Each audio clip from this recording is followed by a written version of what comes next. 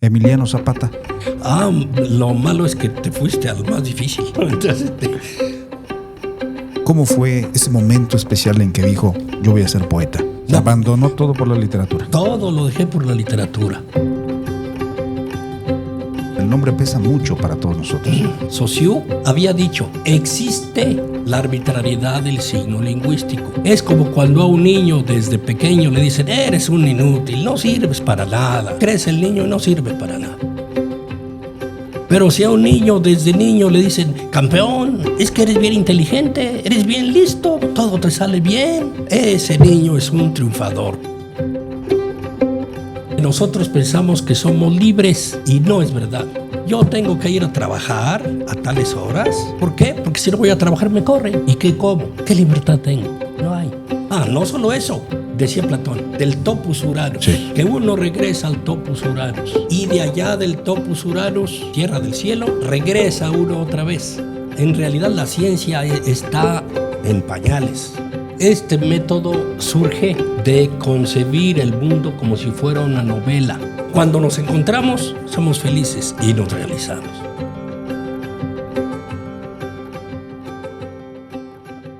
Hoy nos acompaña un poeta que no solo escribe versos, sino que descifra realidades. El maestro Mario Calderón ha hecho de la palabra una herramienta de asombro, de verdad y de grandes hallazgos. Su poesía ilumina lo invisible. Su método, una lectura del entorno, una adivinación nominal, nos enseña que todo puede leerse como si fuera un poema, un hombre, una calle, un instante. Escucharlo es entrar en otro ritmo del pensamiento, el de la revelación. Bienvenidos. Esto es Pensar es Resistir. Querido maestro Mario Calderón, es un honor tenerlo en este programa Pensar es Resistir. Para mí me honra muchísimo poder platicar con usted. Fue mi maestro en la Facultad de Filosofía y Letras en el Colegio de Lingüística y Literatura Hispánica. Y siempre nos llama mucho la atención verlo a usted como un poeta novedoso, un poeta un poco excéntrico en el buen sentido de la palabra, porque usted, aparte de escribir maravillosos poemas, porque es una obra vasta, adivinaba cosas de los alumnos, de los compañeros, que eran inusitadas en ese momento. Quiero dar la bienvenida, es un gusto tenerlo con nosotros. Muchas gracias. Yo también estoy encantado de estar aquí. Maestro, para poder ser un poeta como usted, de ese enfoque adivinatorio, podríamos decirlo así, de ese enfoque simbolista, ¿necesita usted una mirada entrenada? Es decir, ¿usted va por la vida mirando las cosas con mayor detenimiento que el común de los mortales? No. En la historia se habla de que por lo menos hay algunos poetas que adivinan, como César Vallejo, y aquí en México, Nezahualpilli. Pero también Ignacio Rodríguez Galván de la generación de la Academia de Letrán. Yo creo que hay gente que presiente cosas, que adivina, pero lo mío no es tanto una capacidad, sino más bien es un método que yo llamo científico, que es repetible. Cuando usted habla de ese método de la adivinación, de la escritura del entorno, del desciframiento de esos símbolos que hay, ¿tiene el método alguna noción específica, un concepto específico? ¿De qué se trata este método tan interesante? Este método surge de concebir el mundo como si fuera una novela, una obra de arte, donde la realidad puede leerse. Y hay claves para leer esa historia, esa estructura. Las claves son varias, que yo les llamo lenguajes. La primera clave sería considerar que el entorno de una persona equivale a su medio social o general. Esa es una clave. Coincide, realmente yo me sorprendí cuando descubrí eso. Otra clave, todo lo que está a la derecha es lo más importante para la persona a quien se lee. Lo que está a la izquierda es menos importante. Lo que se encuentra atrás corresponde al pasado. Lo que está adelante corresponde al futuro.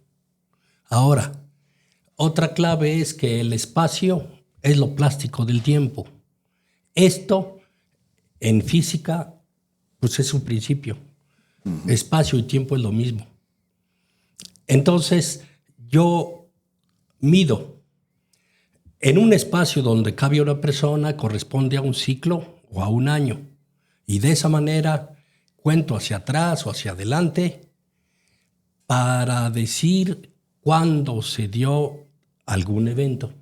Maestro, ¿hay algún momento en el cual usted está aplicando el método y de pronto se sorprende porque ha encontrado algo maravilloso, inusitado, terriblemente desafiante, que quizás no le puede decir a la persona, no sé, por eufemismo? ¿Ha pasado eso en alguna ocasión? Sí, sobre todo cuando comencé con este método. Yo había hecho mi tesis de maestría en la UNAM sobre el análisis con tendencia psicoanalítica, aplicando el psicoanálisis en El Diosero, libro de Francisco Rojas González. En ese libro yo buscaba dos historias, la del consciente y la del inconsciente, basándome en Freud. Entonces, cuando yo ya me gradué, yo en aquel momento daba clases en el Colegio de Bachilleres de la Ciudad de México. Sí. Entonces, un día se me ocurrió, ¿sucederá lo mismo en la vida real que en los cuentos? Entonces comencé a ensayar con mis alumnos en aquel momento y les decía, oye, ¿verdad que tú andas en esto? Y ellos me contestaban, sí, ¿cómo lo supo? En ese momento fue que me di cuenta que el método funcionaba. Se sorprendían de Me sorprendí. Sí. Y ellos también estaban sorprendidos. Claro. Y llegué incluso a decirles, el primer día de clases, todos los profesores les pedían que se presentaran. Entonces yo llegaba y les decía, ustedes ya deben estar fastidiados de estarse presentando en cada clase. Ahora los voy a presentar yo, sí, que ustedes hablen. Y a ellos eso era muy atractivo para ellos. Entonces, pues ya practicaba siempre. Y me sorprendo a veces, sí, de las respuestas, porque les pregunto, ¿es verdad o no es verdad? Y a veces me sorprendo de lo que me han dicho. Por ejemplo, en alguna ocasión vi en las imágenes, al leerle a una de mis alumnas, que había una imagen donde un hombre estaba golpeando a un caballo. Era una mula. Entonces le dije a la muchacha, pues veo esto, sucedió esto hace tanto tiempo. Me dice, sí, es que era una mula que teníamos y me tiró. Y mi papá la golpeó mucho. Cosas como esa, ¿sí? O decirle a alguien, hace tantos años hubo una anciana así y así y así. Dice, sí, es que era mi abuelita, así era. Y ahora a mí me dicen que me parezco a mi abuelita. Hay cosas sorprendentes. Increíbles, claro. Increíbles. O en ocasiones también he visto a leerle a alguien el dibujo del órgano del cual está enfermo. Porque sucede, sí. Y entonces ya le he dicho, no, pues tienes un problema del corazón. Ah, caramba. Y ya él me dice, sí. Entonces, porque hay varios tipos de lenguajes. Uno es el lenguaje simbólico, que consiste en que en torno a de una persona hay objetos que se convierten, que son símbolos para el mundo social o general. Por ejemplo, si hay una escisión, eso es símbolo de separación. Si hay una piedra, es símbolo de obstáculo. ¿Sí? Todas las cosas se convierten en símbolos para el medio social. Pero hay otro lenguaje, que yo le llamo el lenguaje denotativo, que es de la vida diaria. Por ejemplo, si atrás de alguien hay alguien que está dando la espalda, literal, yo le digo, hace tanto tiempo alguien te dio la espalda. Y fue real, es real. A eso yo le llamo lenguaje denotativo. Ahora, maestro, esto no es magia. Usted dice que lee el entorno. Esto es algo científico. Porque esto, usted lo ha afirmado, funciona, pero a través de los símbolos y a través, por supuesto, de un estudio riguroso que usted conoce. ¿Por qué ciencia? Porque es repetible. Porque no es algo que yo presienta, sino es algo que tiene un sentido. Y a mí sí, efectivamente, sí hay gente que dice, no, él cree que es adivino, es un adivino. Entonces eso se ve con desprecio, ¿sí? Y obviamente a mí no me interesa ese camino. A mí me interesa la relación de este evento con la ciencia, porque ahí está el descubrimiento que a mí me interesa. Hay relación con la psicología y hay relación con la física. Entonces yo me creo un científico. Un científico. Sí. Así como Goethe aportó, siendo escritor, aportó la teoría de los colores antes de que estos aparecieran, yo estoy aportando una realidad a la ciencia, a la física. ¿Sí? Pero en realidad la ciencia está en pañales. La ciencia todavía no está muy, muy poco desarrollada. Y en México con mayor razón. En México, de hecho, en español no hay ciencia. No hay ciencia. No, se dice que en el español, de hecho, dicen que es una lengua de traducción. Uh-huh. La ciencia se está haciendo en inglés, en japonés, en chino, pero la ciencia en México es bastante incipiente. ¿Cómo debemos apoyar a la ciencia en ese sentido? Y usted como poeta ligado a la ciencia, ¿cómo hacer para que surjan estos métodos o la gente aprenda este método de una manera específica? Sí, yo pienso que sí, claro. En la escuela debe ponerse atención a la física, a la química, a las matemáticas, en serio, pero en serio. Y hacer experimentos, buscar el camino de la ciencia. Claro, también habrá quienes estén dotados para ser artistas. Pues igual, con precisión, que haya una buena educación. Y propiciar el amor a la lectura, el amor a la investigación. Claro. Pero se me ocurre, hablé con algún físico y le hablé de esta relación, de este método mío con la ciencia. Y, por ejemplo, a mí me llama muchísimo la atención todo lo que es nuevo, todo lo que es diferente. ¿Cómo qué? Como, por ejemplo, ver que cuando hay un perro que va a defecar, si dos personas se toman de los dedos, se aprietan, yo no sé si tú lo habrás visto. Sí. El pobre perro se arrastrará, pero no puede defecar. ¿Qué sucede ahí? Eso hay que investigarlo. ¿Por qué? Uh-huh. Pues yo tengo ahí una explicación. ¿Cuál es? Para mí la explicación es que efectivamente hay las famosas cuerdas y que allí hay una cuerda. Se establece una cuerda entre los dos dedos y el pobre perro. hay cuerdas. Cosas como esas. Entonces este hombre que estudió física dice, no, a mí nada de eso me interesa. O sea, sin espíritu de investigación. Si uno no tiene espíritu de investigación siendo científico, pues ¿a dónde va? Exacto.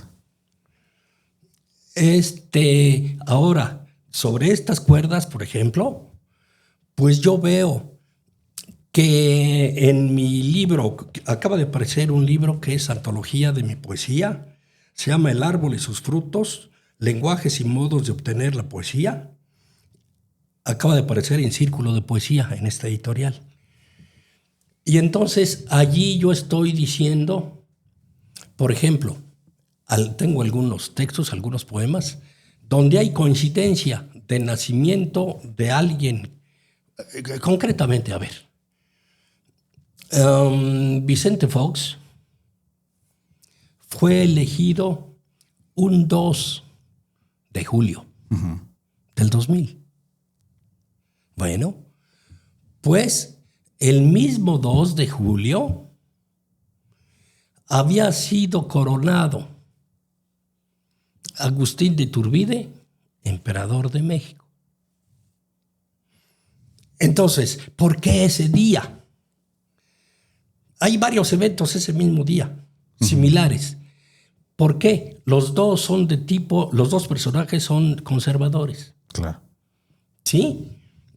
Entonces,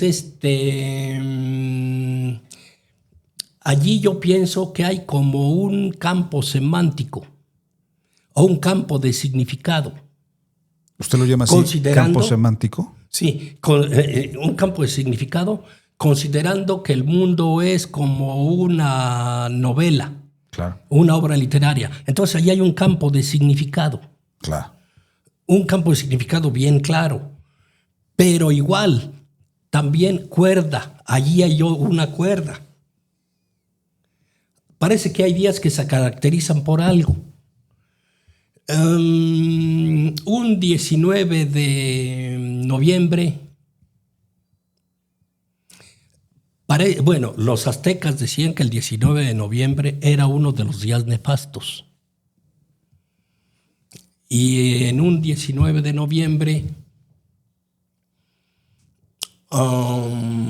nació Pedro Infante, por ejemplo. Y bueno, tuvo un final trágico. ¿Sí? Pero también un 20 de noviembre comienza la Revolución Mexicana. Sí. Curiosamente nace también José Revueltas. Pareciera que ese día hubiera campo semántico de revolución, de movimiento. O sea, como el mismo día nace entonces José Revueltas. Que además su nombre, José Revueltas, José significa acrecentador de revueltas. De revuelta. Y toda su obra está matizada por el compromiso social, por hacer la revolución. ¿Sí? Entonces yo creo que hay como campos semánticos, campos de significado. Usted tiene un método también de adivinación nominal. Cuéntanos un poco de eso. ¿Qué tiene que ver el nombre? El nombre pesa mucho para todos nosotros. Otra de mis teorías es, de hecho serían dos teorías que tengo de tipo científico, ¿sí? Aparte del estudio de la literatura. Bueno, resulta que yo descubrí, buscando lenguajes literarios, que sí existe relación entre el nombre y la obra de una persona. En otras palabras, que hay relación de significado con significante, considerando que significante es el nombre de una persona y significado es los actos y la vida de esa persona. Es decir, hay relación del nombre con su obra. Hay relación entre significado y significante. En lingüística, Saussure había dicho, existe la arbitrariedad del signo lingüístico. Los objetos tienen puesto un significante, un nombre de manera arbitraria. Eso es verdad. ¿Sí? Bueno, Pero resulta que en el caso de los nombres propios, él no advirtió absolutamente nada. Y allí está mi descubrimiento. Mi descubrimiento es que de manera arbitraria a un bebé le ponen un nombre y le repiten ese nombre toda su vida, de tal manera que cuando pasa el tiempo ya hay relación entre el nombre y la obra de esa persona. ¿Cuál es la explicación? Parece magia. No, la explicación es que se le está programando de manera inconsciente. Es como cuando a un niño desde pequeño le dicen, eres un inútil, no sirves para nada. Crece el niño y no sirve para nada. ¿Sí? Como alguien me dijo, no, yo soy un desmadre. Así. Y eso era. ¿Sí? Pero si a un niño desde niño le dicen, campeón, es que eres bien inteligente, eres bien listo, todo te sale bien. Ese niño es un triunfador. ¿Por qué? Porque ya se le programó de manera, a través del lenguaje. Y con los nombres sucede exactamente lo mismo. En el caso de José Revueltas, José significa Dios acrecentará, acrecentador. Y Revueltas, acrecentador de revueltas. Ahí está. Y toda su vida eso fue. Uh-huh. Estuvo en la cárcel, etcétera, etcétera. Sí, tuvo relación su nombre con la obra. Pero no es ese el único caso. Por ejemplo, maestro, hablando de personajes históricos, Emiliano Zapata. Lo malo es que te fuiste al más difícil. Ok. Sí, el más difícil porque la palabra Emilio significa inflado. ¿Sí? Y entonces Zapata, pues una bota, un zapato hasta arriba. Ajá. ¿Sí? Entonces, inflado. Yo siempre he pensado, sí, que Zapata está inflado. Claro, es un gran ídolo de los ejidatarios, de los pobres. Yo creo en él. ¿Inflado en la condición política de liderazgo? Sí, políticamente Zapata está inflado. Lo crecieron mucho. Sí. Ok. Entonces el nombre de Emilio tiene dos significados. Uno que es gracioso, y el otro es inflado. Gracioso y amable. Amable y gracioso, y el otro es inflado. Yo me estoy basando en dos diccionarios. Uno que se llama Diccionario de Nombres Propios de Gutiérrez Tibón, que está en Fondo de Cultura Económica, y el otro, Diccionario de Apellidos Españoles y Filipinos, que está en la misma editorial. Esos son los libros serios. Vámonos con otro personaje. Uno que no tiene que ver nada con Zapata, Carlos Salinas de Gortari. Carlos Salinas de Gortari. Sí, Carlos significa marido, hombre marido. ¿Y quién es un marido? El que hace un trato. ¿Sí? El que firmó un trato. Entonces, Salinas, sabor. Gortari. Una de las acepciones parece que es cortare, cortar. Entonces, completo sería sabor del trato y el corte. Y sucede que con él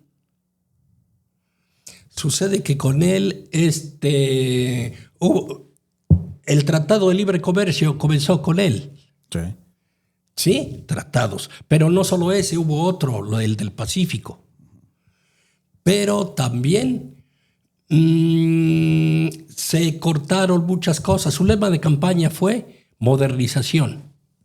Y modernizar es cortar. Y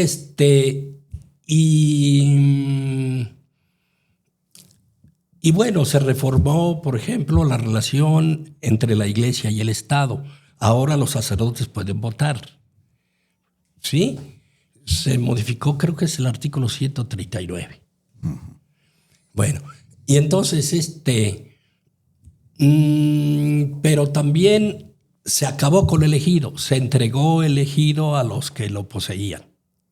Se les entregó en propiedad. Con él se terminó la revolución. Ahí, ese fue el final de la revolución. ¿Y quién comenzó la revolución en el sentido histórico? Sí. Por la dictadura y lo que produjo el porfiriato. Porfirio Díaz. La revolución, ¿quién la comenzaría? Bueno, pues Francisco, se llama Francisco Ignacio, se llama Ignacio Francisco Madero. Uh-huh. Ignacio significa fuego, de ignis, fuego. Francisco, libre, libertad. Eso significa Francisco. Madero, materia. Materia de libertad. Materia de libertad y fuego, una cosa así. Materia de fuego de libertad o madera de libertad. Hay relación de nombre con la obra. Uh-huh. ¿Sí? Claro, él solo inició.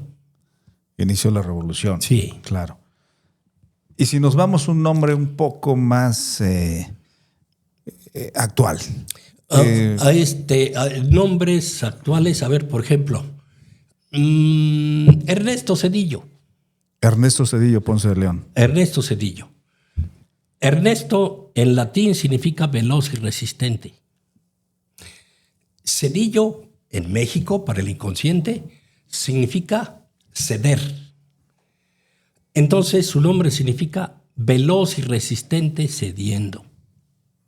Y él cedió, pues, el poder. Claro. Todavía no eran las 10 de la noche cuando ya estaba diciendo que había ganado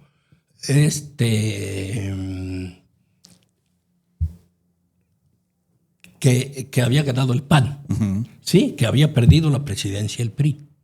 Oiga, ¿sí? El ingeniero Cárdenas. Sí.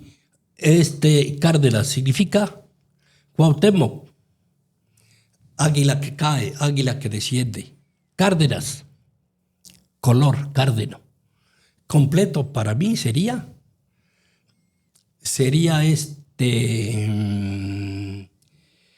y Solórzano. Solórzano es el pretil, la entrada de una casa. Completo sería el inicio, la entrada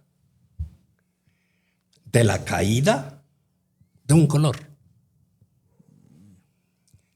Y con él cayó el PRI, comenzó a caer el PRI.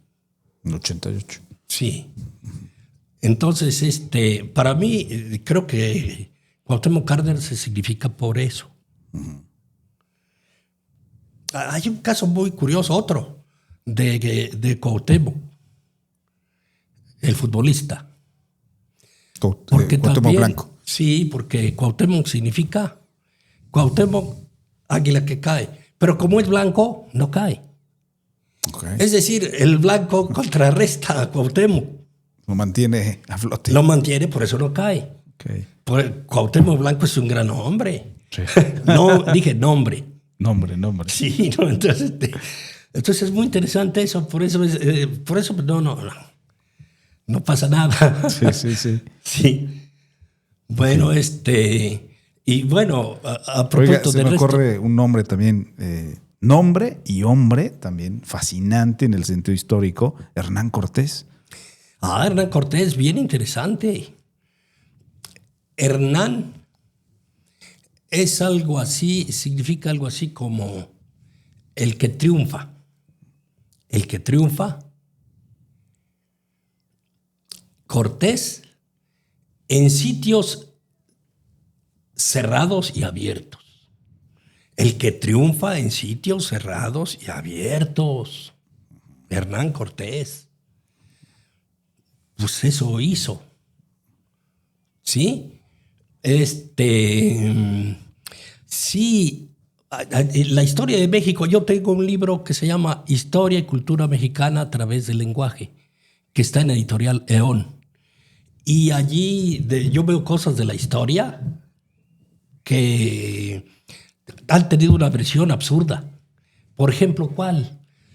Pues Cuitláhuac,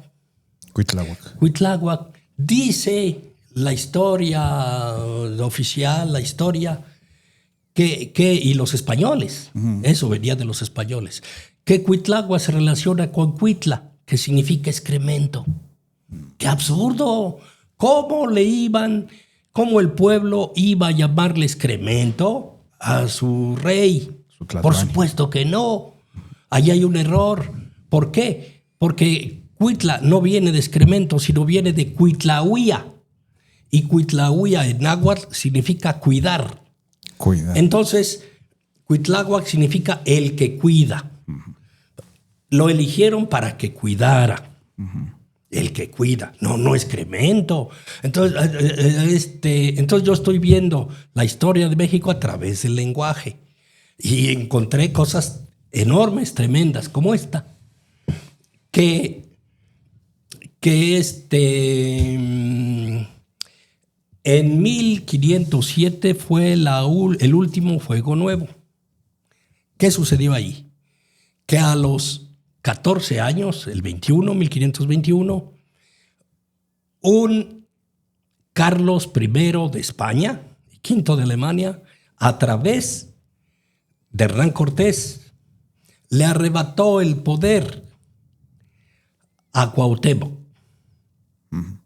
¿Sí? 14 años después del fuego nuevo último de los aztecas. Bueno, el último fuego nuevo nuestro del siglo XX fue el 1975. A los 13 años, no 14, sino 13, solo varió por un año. Otro, Carlos Salinas Gortari, representante del capital extranjero, estafó, le quitó el poder a otro Cuauhtémoc, Cárdenas. ¿Cómo se repitió? Repite la historia. Dice Nietzsche, y después lo dice también Carlos Marx. Dice, la historia se repite. La primera vez como tragedia y la segunda como farsa. Este es el ejemplo bien claro. Cierto. Los hechos, los personajes y la historia se repiten. La primera vez como farsa, la primera como tragedia, la segunda como farsa. Tiene un montón de libros. Su obra poética es vasta. Desde Trueno del Temporal, Vibraciones de la Creación, que nos trajo, Donde el Águila Paró, y ahora este nuevo libro que se llama El Árbol y sus Frutos, hermosamente editado por la editorial Círculo de Poesía. ¿Cuáles son las lecturas que usted sigue? ¿Cuáles son los autores que a usted le apasionan, que lo han inspirado a escribir poesía? Autores que a mí me han fascinado, pues en América Pablo Neruda, Ernesto Cardenal. En España pues hay muchísimos, desde Garcilaso, Pedro Salinas, Juan Ramón Jiménez, Bécquer, García Lorca, hay grandes poetas españoles. Octavio Paz en México, Jaime Sabines. Sí, hay muy buenos poetas. Y claro, algunos se caracterizan por algo. Uno cuando comienza, pues mira cuáles son sus cualidades y uno ve cómo apropiarse de esa cualidad. Por ejemplo, el trabajo del lenguaje, de la poesía pura, del Premio Nobel del 56 que acabo de mencionar, Juan Ramón Jiménez. El trabajo de la palabra, ¿sí? La intuición de Pablo Neruda. Todos tienen alguna cualidad. Hay grandes poetas. Cuando usted decidió dedicarse a la poesía, ¿cómo fue ese momento especial en que dijo, yo voy a ser poeta? Eso fue tremendo. Fue tremendo porque yo comencé a escribir desde que tenía 13 años, el primer poema. Pero yo había ganado una beca para ser profesor de primaria rural en Roque, Guanajuato. Gané la beca, pero ya cuando la gané dije, no quiero eso. No, yo dije, es que voy a regresar a mi pueblo a ser profesor de mi pueblo, del rancho. Dije, no, yo quiero estudiar más. Uh-huh. Me fui a un seminario en Morelia. Pero cuando estaba en tercero, que estaba terminando la secundaria, a mí me publicaron poemas que mandé al diario Novedades. Ese diario clásico que ya existió y desapareció ya tiempo. Y entonces yo pensé, ¿cómo me publicaron estos textos míos en ese diario? Uh-huh. Pues quiere decir que sí puedo. No, yo me voy por aquí. Yo me voy por la literatura. Y en ese momento dejé el seminario. Uh-huh. Yo dejé todo por la literatura. Incluso entré a Pemex. Y en aquel momento Pemex era el mejor empleo que había. Pues lo dejé por la literatura. No, abandonó todo por la literatura. Todo lo dejé por la literatura. Entonces, y estoy contento. Yo creo que no me equivoqué. Estoy feliz con uno como profesor hasta dicen, eres un pobresor. Pues eso. Pude haber sido empleado de Pemex y ganar mucho, ¿verdad? En aquel momento. Y ya estaría jubilado. Pero no, yo estoy contento como estoy. Pero fíjese, ser profesor de una de las universidades más importantes del país, en el posgrado, los alumnos lo admiran, lo queremos, es en realidad una decisión bien tomada. Pues no, y sobre todo que a mi edad es muy hermoso convivir con alumnos, con jóvenes. Y eso a uno le da vida. Yo estoy muy contento. No, yo me siento bien. ¿Se siente feliz? Sí. Maestro, el amor. Pues es que el amor es lo único que vale la pena. Pues todo el mundo lo ha dicho. Cristo. Lo único que vale la pena es el amor. ¿Sí? Pues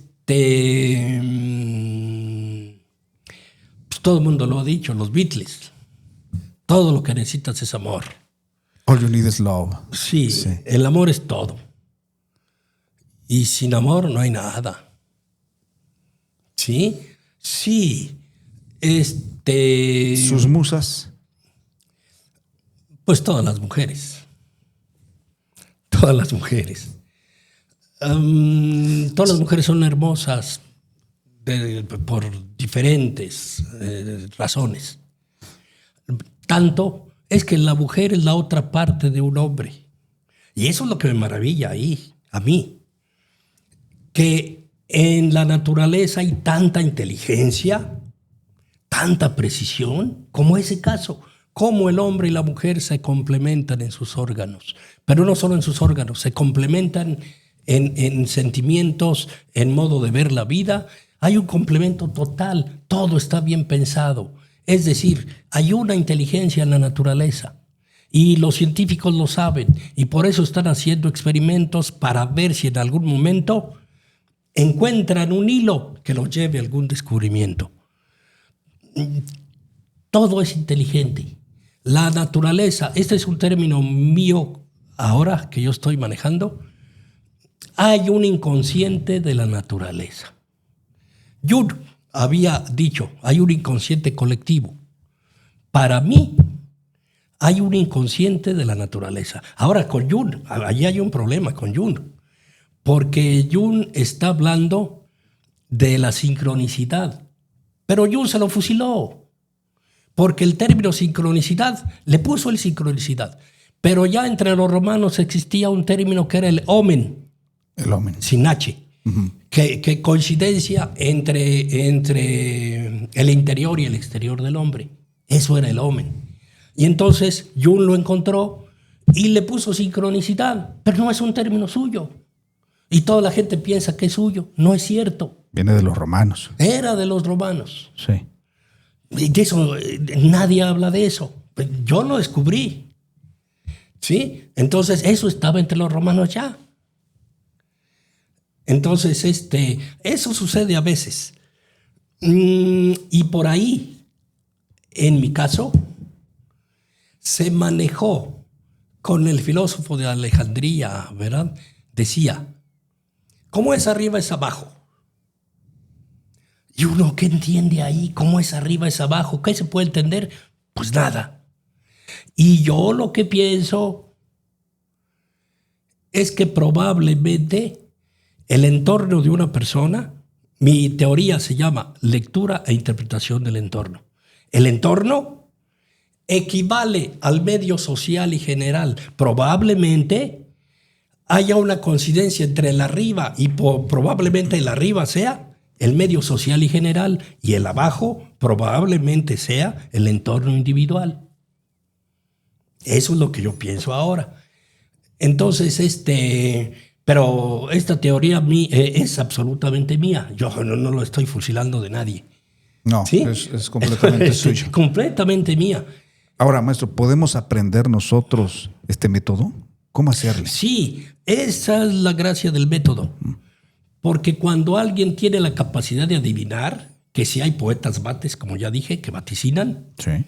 porque presiente cosas, se puede, por el inconsciente, pero lo mío no. Este es un método riguroso, científico, que puede ser enseñado. Y esa es la gracia del método. Si yo solo tuviera una cualidad de presentir cosas, ¿qué sentido tendría? Pero tiene sentido porque es un método bien estructurado, con claves, con lenguajes, y cualquiera que estudie mi método y lo lea y se atreva a hacerlo, puede adivinar. Cualquiera. El término adivinar pues simbólico. No tiene mucho prestigio. Claro. No tiene prestigio. Pero, por ejemplo, en mi casa, toda mi familia sabe hacerlo. Pero pues yo estoy en disposición de enseñar esto a quien quiera. Por ahí se me ha dicho, y a lo mejor probablemente lo haga, que diera cursos sobre el método. Debería darlos. Debería darlos, me han dicho. Lo estoy pensando, sí. Sí, entonces porque lo importante es que la gente lo aprenda. Porque es muy útil. ¿Para qué? Cuando uno se reúne con una persona, está con una persona, uno ya está mirando su pasado. Y si es una cita de negocios, pues uno ya sabe con quién está tratando. Si vale la pena seguir tratando con esa persona por su pasado o no. Oiga, en una cita amorosa, por En ejemplo. una cita amorosa igual. ¿No? Uno ve, está con una persona, con una mujer, por ejemplo, o las mujeres con un hombre, y se puede ver el pasado de aquella persona. Entonces, por eso vale la pena el método, porque es repetible, es científico. Si no fuera científico, no tendría ningún sentido, no tendría caso. Ahora, maestro, ¿cómo dialoga este método con su forma de escribir? Pues lo que sucede es que el método surge de una visión del mundo. Y entonces, ¿cuál visión del mundo? Pues de pensar que el mundo es una novela que está bien escrita. ¿Sí? Y entonces yo ya todo lo que escribo tiene que ver con esa estructura del mundo, con ese optimismo de ver todo bien hecho y de alabar, loar o admirarme del mundo. Hay gente que dice, yo creo, profundamente creo, que hay una inteligencia en la naturaleza, que hay una inteligencia en el mundo. ¿Sí? ¿De dónde proviene esa inteligencia? Pues de un creador, definitivamente. Y entonces hay gente que dice, no, si hay un creador, ¿cómo permite que haya tanto asesinato, tanto robo, tanta tragedia, tanta desgracia en el mundo? Es que no es él. No es ese creador el que permite eso, es el hombre el que lo hace. Allí no tiene nada que ver él. Es el hombre el que lo hace, no es ningún... yo creo, la idea mía es que estamos en un programa de computadora. La historia es un programa de computadora. Y obviamente el programador es lo que llamaríamos Dios. Es un programador que creó su programa, la historia, que ahí está fluyendo. Y por supuesto, ese programador está en otra dimensión. Por supuesto. Maestro, la muerte, ¿qué significa para usted la muerte? Ya no existir, no estar en este mundo. Yo pienso, justamente por lo mismo, que sí hay otro mundo. Lo que se llama el más allá, otro mundo, sí lo hay. ¿Por qué? ¿Por qué deduzco eso? Porque el mundo es tan perfecto, está tan bien hecho, que el creador no pudo perderse la oportunidad de crear un segundo piso. Es que es tan perfecto, tan bien hecho, que obviamente tuvo que hacer un segundo piso. Para empezar, eso. ¿Sí? Pero entonces, pues yo creo que efectivamente, yo no lo veo en términos morales esto, sino más bien en términos de trabajo. Es decir, ¿cuál sería la ética de un hombre? ¿Cuál sería su ética? Para mí, trabajar para hacer algo por la obra, por esta obra. Trabajar por esta obra. ¿Sí? Aportar a esta obra, a hacer algo por esta obra. No tanto portarse bien, nada más, sin hacer nada, no. Para mí, trabajar, crear algo, colaborar con esta obra. Para mí ese es el sentido ético, trabajar. Háblenos de la libertad. ¿Qué significa para un poeta la libertad? Bien relativa. Porque nosotros pensamos que somos libres y no es verdad. Dicen que existe el albedrío, no es verdad. ¿Por qué no es verdad? Porque si yo estoy bien, estamos bien atados. Yo tengo que ir a trabajar a tales horas. ¿Por qué? Porque si no voy a trabajar me corren. ¿Y qué como? ¿Qué libertad tengo? No hay. Después salgo a la sociedad. Tengo que comportarme de acuerdo a las reglas sociales. Porque si no lo hago, me meten a la cárcel. ¿Cuál libertad? Uno vive de acuerdo a sus condiciones sociales. Si uno es pobre, pues vive como pobre. ¿Dónde está mi libertad? Está uno atrapado por esa condición social. ¿Dónde está la libertad? No solo eso. Yo leo el futuro de alguien.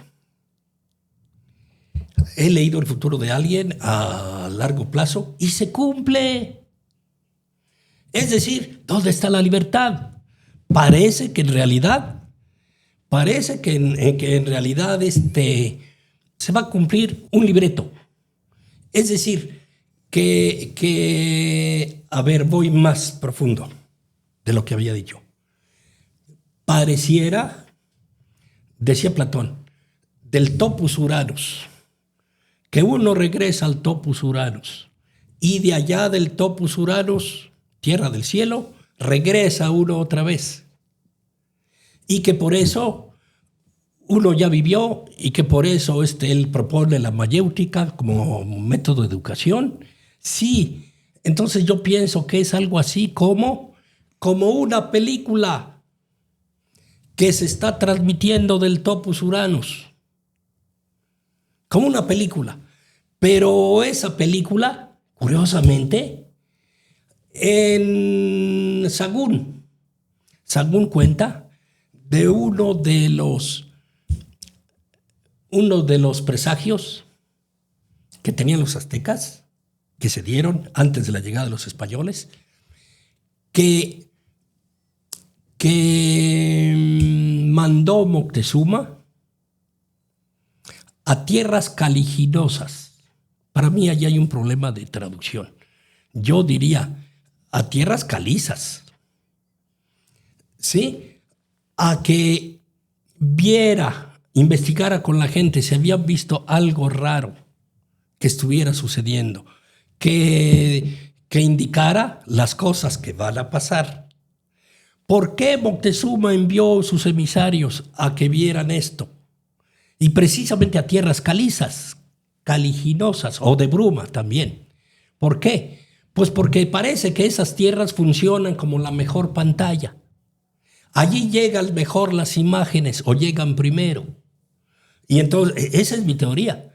Entonces Moctezuma mandó a sus emisarios a que vieran si había algún indicio de algo que estuviera ocurriendo. ¿Qué? Pues coincide con esta visión mía. Parece que esta es una película. Y entonces nosotros estamos en esa película y llegamos y estamos buscando nuestro arquetipo. ¿Sí? A ver, estamos buscando nuestro arquetipo y somos felices si los realizamos cuando nos encontramos. Y si no nos encontramos, lo que va a suceder allí es que el que no se encuentra es un vago. Es decir, alguien que no se ha localizado. Pero si uno se encuentra, se realiza. Ya no es un vago. Es decir, siempre estamos buscando nosotros nuestro arquetipo. Cuando nos encontramos, somos felices y nos realizamos. Usted habló maravillosamente de la historia de México con estos simbolismos que tiene cada personaje y siempre cuando lo escuchamos hablar es maravilloso porque nos adentra en ese mundo, ya lo dije, de los símbolos. ¿Cómo podemos entonces lograr conocer este método? ¿Qué es lo que nos interesa? ¿Este método es difícil de aprender? ¿Hay que tener un entrenamiento visual muy específico? No.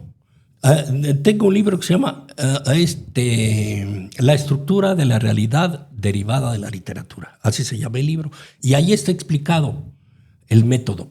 Pero no solo eso, también está explicado en esta antología de mi poesía. En nuestro nuevo libro. Sí. Aquí está explicado el método. Pero hay que atreverse. En realidad no es difícil. Yo podría enseñar el método bien a alguien, no sé, en unas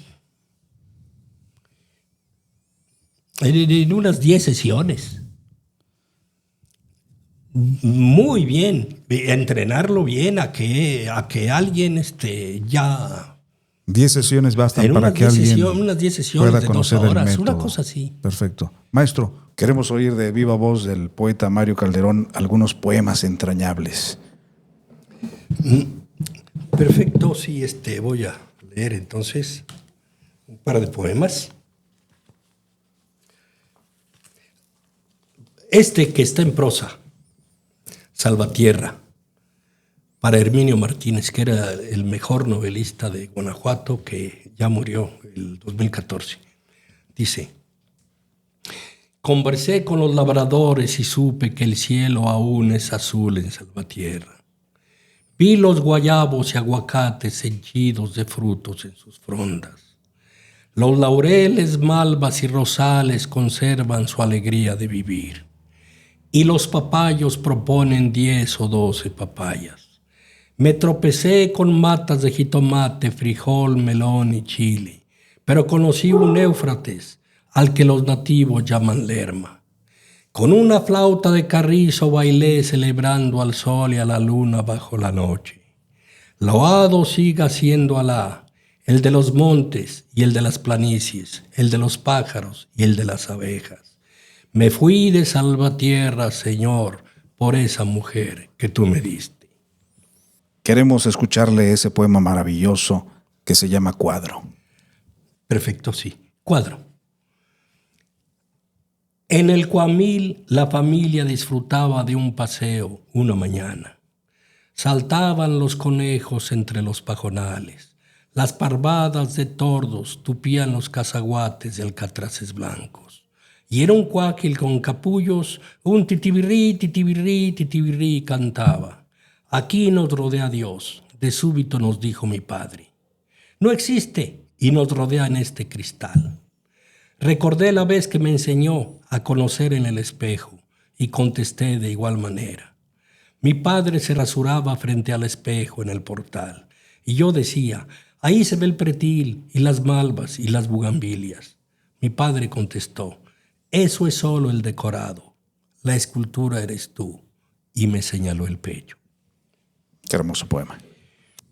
Querido maestro Mario Calderón, ha sido un privilegio haber charlado con usted, porque su voz no solo cuenta, sino que revela. Es un gusto para nosotros estar con usted. Para mí también es un privilegio y muchísimas gracias. Estoy muy agradecido. Gracias. Y a ustedes, amigos, amigas que nos ven en Pensar y Resistir, nos vemos en el siguiente episodio.